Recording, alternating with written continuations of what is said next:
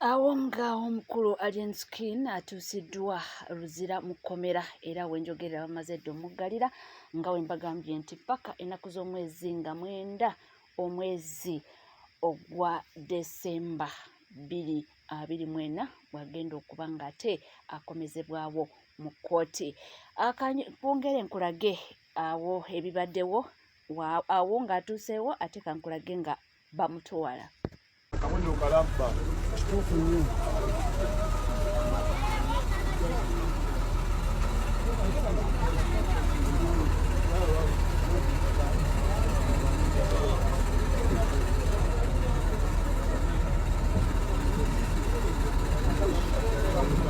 Yogera yakasembayo. Yogera yakasembayo. Long time no see our prison is weewaawo mwebityo webibadde wabula byonna nga bigenda mu maaso. Omukulu Luke Oyesigire avuddeyo n'aba nga awa ensonga lwaki batutte Alien Skin yekka si bonna.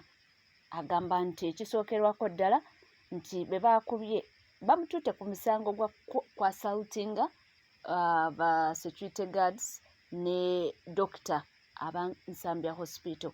Agamba nti ekisookera ddala ba security guards be baakubye bagamba nti ba-identifyinze emmotoka yabaddeko nga mpandiikeko Fangoni ate nga Alien Skin ye nannyini Fangoni Forest. Ekyo kyasookeddeko ddala. Ekyokulala nti oli yabagambye nti baawuliddemu erinnya Alien Skin so nti naye ebisigadde bajja kuba nga banoonyereza n'abalala ababaddewo wababa nga nabo babadde mabega w'ekyo bajja kuba nga bakwatibwa. Kankuwe Luke Oyesigire agire nga atunyonyola. Abantu abaleese omulwadde ono ate abavuddeko akavuyo bajjidde emmotoka ng'eriko ekigambo Fangoni Forest, motoka Land Cruiser okusinziira ku basikaali nga bwe bannyonnyodde.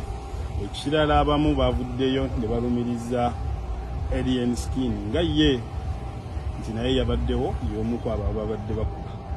So tujja kuba twetegereza obutambi obwo feesi zino bwe ziba zikakasiddwa nti zezo era yalabikira mu katambi akajjabba akwatibwa kubigambibwa okuba nti bakkakkanye ku bantu abo ne babakuba ng'ogyeko okuba nti nno babakubye abakubiddwa abantu oba abantu ku ddwaliro balumiriza nti waliwo ebintu ebyabbiddwa era twaguddewo omusango omulala ogwa simple robbery ne assault. Tulina akatambi ketulaba nga abantu bano bafosinga abamu ku basawo oba oliawo okutuula wansi. Guno guba musango ki ogw'okufosinga omuntu okola ekintu? Wakugambye omusango kinaye ng'okunoonyereza kuli open nga bwe mbagambye nti ffe tunoonyereza bikolwa bya fujjo naye byonna bikolwa bya fujjo. Ebikolwa ng'ebyo bijja bibaawo naye nga ababeera babikoze bagenda bwe batyo. Ku mulundi guno abantu abakoseddwa kikakasibwa batya nti bajja kufuna obwenkanya? Njagala okubeera clear nti ebikolwa bino bizze binoonyezebwako naye nsiba mbagamba nti okunoonyereza tekukoma ku poliisi yokka. Omuntu bwe baba munoonyerezaako fayiro n'egenda ewa state n'agisanctioninga abantu bano baba balina olabikibwako mu mbuga z'amateeka. Naye nsonga omu oba endala twesanga nga olumu abantu ababa bavuddeyo okwemulugunya tibabeera forthcoming. Wabula byonna nga bigenda mu maaso ate abamu bavuddeyo ne baba nga basiima abavuka ba Fangoni bano mbu kye baakoze okuba nga batimpula abasawo mbu kyabadde gye kiri. Mbu abasawo bano bayitiriza mbu otwala omuntu ali mu mbeera mbi obeegayira bannange mugire nga mumukolako ndeete ssente ne balagajjalira omuntu n'afa atalumaze okufa ate bakukyajinga ssente nti mbu bakoze bulungi mbu yadde nga tebawagira ekintu kye baakoze mbu kibi naye mbu at least mbu abasawo abo bayigire ku bino biibyo.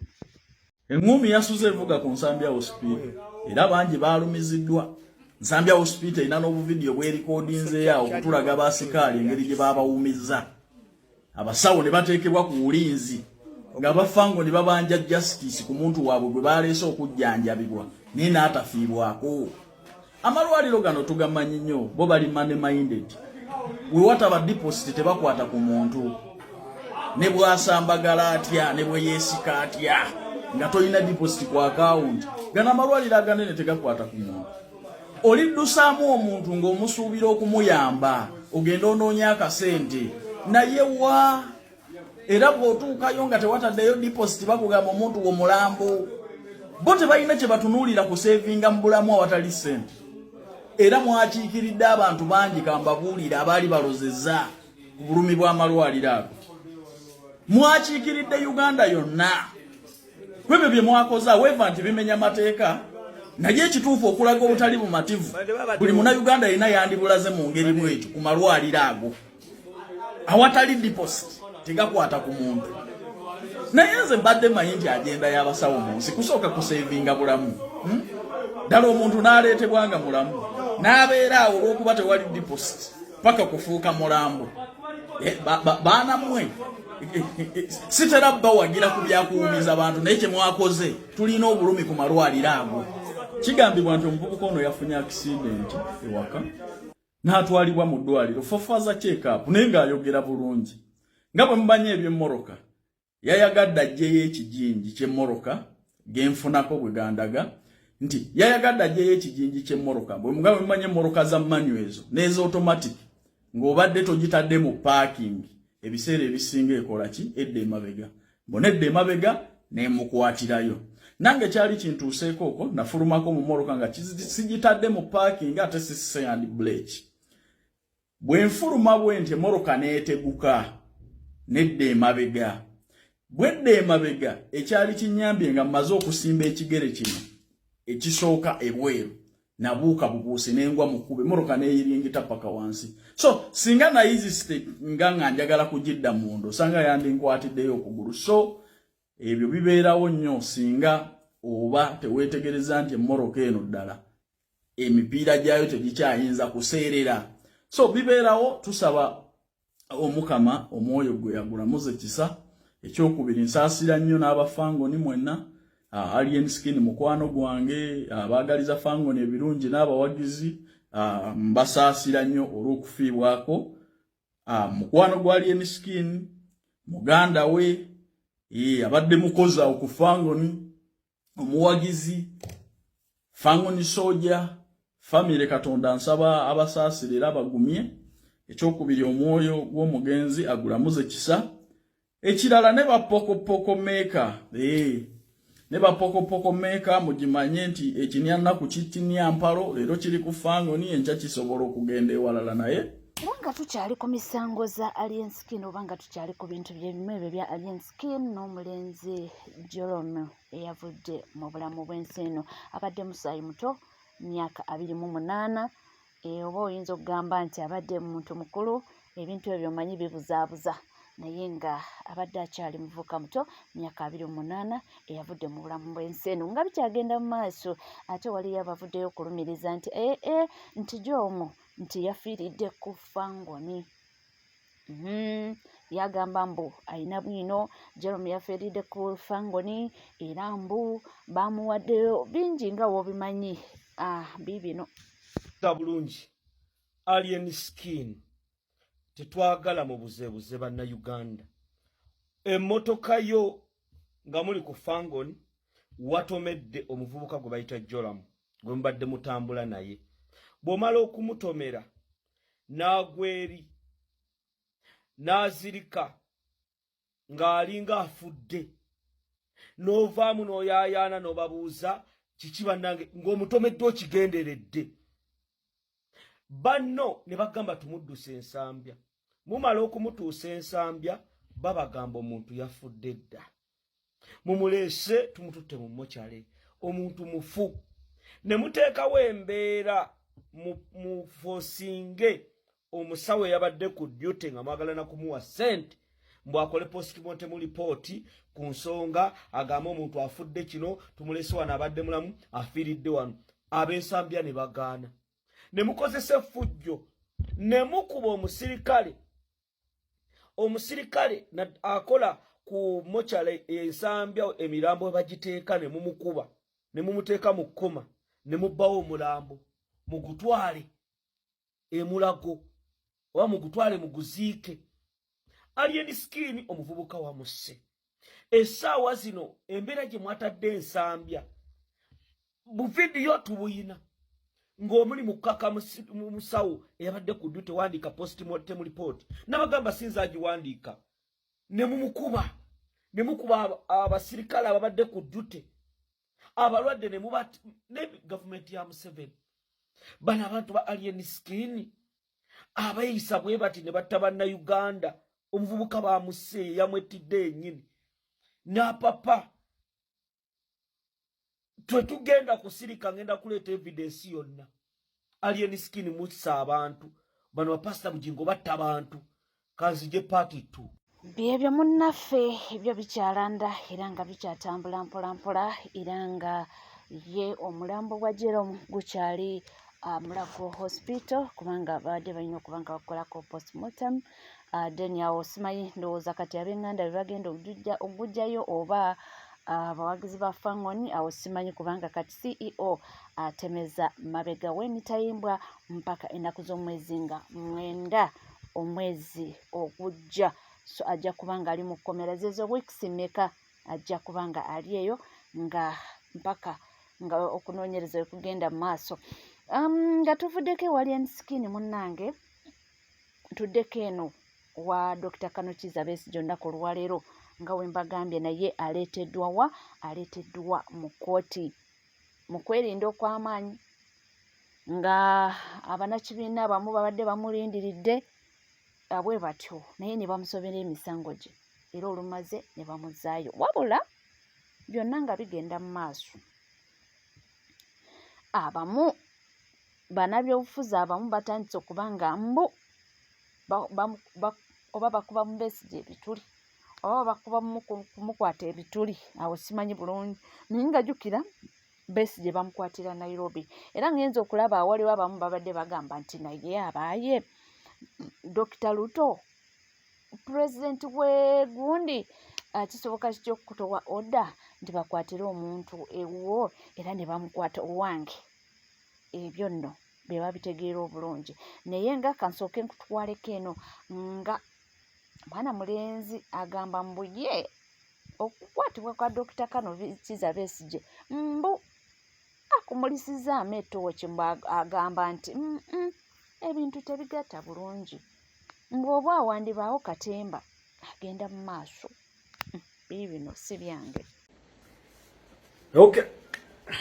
Kano olwaleero tujja keetaagamu abalowooza. Nabagamba eno tuli mu revolution. Tuli mu revolution ey'akasengejja. Bino biralamu. We are not in usual politics. We are in a kiyitibwa revolutionary politics. Okay. Ekisooka kya byonna tuvumirira ne sekuvumirira ekikolwa ekyakoleddwa gavumenti ya kuno okuva wano e Uganda n'egenda e Kenya n'ewamba munnansi wa Uganda oba munnabyabufuzi mpologoma nkadde Dr. Kizza Besigye. Ekyo ekikola tukivumirira. Guno nno si gwe gusoose era omulundi ogwasooka twalabako ttiimu ya Dr. Kizza Besigye y'abantu 36 era nga bakwatiddwa e Kenya ne baleetebwa wano era nabo ne bawolezebwa wansi wa kooti y'amagye nga Dr. Kizza Besigye olwaleero lwaleeteddwa mu kooti y'amagye naye nga yawambibwa mu ggwanga lya Kenya. Puliriza bulungi omusango gwe batadde ku Dr. Kizza Besigye mbu yasangibwa ne bastoola 2 ne Sheikh Obed era mbu yalina meetings ze yeetabamu e Geneva, Switzerland ne Greece guyinza oyita eggwanga lya Buyonaani era mbu meetings zino ekigendererwa kyazo kyali kyakuŋŋaanya ssente n'emmundu basobole okubuzaabuza eggye lya UPDF basobole okumaamulako gavumenti y'eggwanga Uganda. njagala ompulirize bulungi wano. Olwaleero weebuuze ani CDF w'eggwanga Uganda era alina kakwate ki ne General Museveni? Ani komanda wa Land Forces era alina kakwate ki ne General Museveni? Tuula wansi otunuulire ba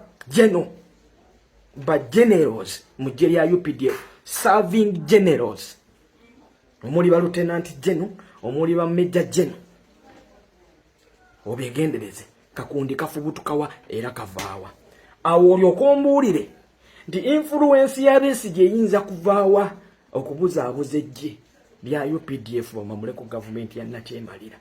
Kubanga bano bamwana yinki tebalina kusalawo. Wekuba nti alina bagenda okuperereza, alina kuperereza abo abalina command, abakulira battalions ez'enjawulo. Okategedde. Kakati nno General Museveni ndi wano kutegeeza bannayuganda si basiru era si bajeganga bwe mulowooza.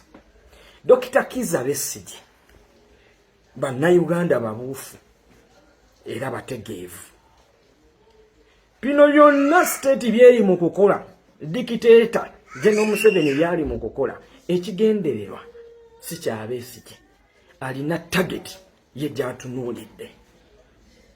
Kubanga olwaleero bw'okwata abaana 36 n'obajja Kenya n'ogamba nti bano baali baseketerera gavumenti bali mu bikolwa biyitibwa ebyekiyeekera era n'obaleeta mu court martial. Mu court martial y'emu tulinamu abaana abawagizi ba His Excellency Kyagulanyi Ssentamu Robert abamazeemu emyaka 4 ng'era balwanye baweebwe bbeeyo ne balemesebwa okuweebwa bbeeyo ne batuuka ne ku kisenge okibakaka okukkiriza emisango gye bataakola.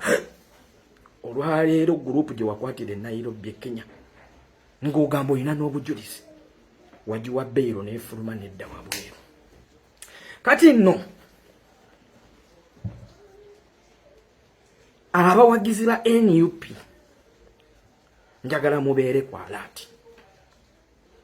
Gwe tosuula gaadi n'olowooza naawe bw'onaggyibwa Nairobi awo n'oleetebwa n'okomezaawo e Uganda n'otwalibwa mu kooti y'amagye bagenda kukuwa bbeeyo. Ate n'ekirala Museveni asettinga ekiyitibwa precedence.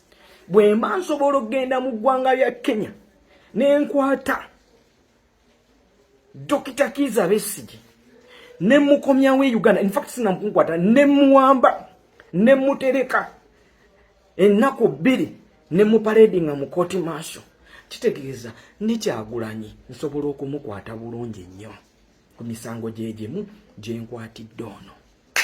Okategedde? Njagala mubeere well prepared and well set. Kano konna akagendererwa kakusalako Kyagulanyi Ssentamu Robert n'abawagizi be. Museveni agezaako kumatiza nsi nti mu ggwanga mulimu ebikolwa by'ekiyeekera. Bw'oddayo ku bigambo bya Munyagwa bye yayogera ng'ali ku Eagle ku NBS mu mwezi gw'Omwenda omwaka guno, ojja kukomawo ŋŋambe nti nnuwa mutwe olina ky'obuuze. Odde ku statement ya Kakwenza gye yakola, omuko gw'ebbaluwa gwe yawandiika n'ebyalimu byonna, ojja ogattegatte olabe ani gwe baagala okuzingako. Okategedde? So we are not stupid. Tetuli basiru. Tuvumirirwa ekikolwa ekyakoleddwa era tusympathizinga nawe Dr. Kizza Besigye, naye tetugenda kufoolinga mu kazannyo kano kemuli mu kuteekateeka ekyalamu. Kubanga toyinza kuŋŋamba nti okwatiddwa n'ebyokulwanyisa mu ggwanga lya Kenya. Eggwanga lya Kenya ne litakupaledinga ne tutala ku bitongole byakwerinda Kenya nga bikukutte ne bikuteeka mu kooti ne bikuhandinga officially eri gavumenti ya Nakyemalira eyakuno. Wabula gavumenti ya Nakyemalira kuno n'ekujja Kenya n'ekuleeta wano n'ekuwozesa emisango gy'ekutaddeko gya espionage gya kiyeekera. Kubanga bwe baba kusanze n'emmundu e Kenya, lwaki ate ebitongole by'okwerinda Kenya si bye bikotte ne bikuwozesa ne bikuhandinga officially eri Uganda nga bwe bakola ku Jamiru Mukulu e Tanzania? Lwaki gwe bakuwambye ne bakukukusa ne bakukomyawo e Uganda wano? Kozesa ku bwongo. Mbagambye nti si bigambo byange, nti munnange nze ogwange kubanga nkola ki? Mbaleetera ebitambula. ne tuwuliriza namwe ne mukyenkyula oyinza okuwuliriza ensonga nawe n'ogyanalyzinga n'ogamba nti weewaawo kyayogedde ndowooza kirima eggumba naye nga byebyo ebigenda mu maaso tuvudde mu kubula ate ntegeezebwa nti kati twatuuse wano tuli mu ggwanga abamuwambira eri ate mu kumuwamba ne bamala ne bamuwandingayo eno mu ggwanga Uganda era nga ebibaddewo byebyo nnaku olwaleero kyagamba nti bino mwandibaamu ebituli owange oli ku NCK TV era mukwano kola kimu subscribing oba nga obadde tonaba ringinga that notification bell sharinga likinga ebisigadde nkomawo nabyo tovaawo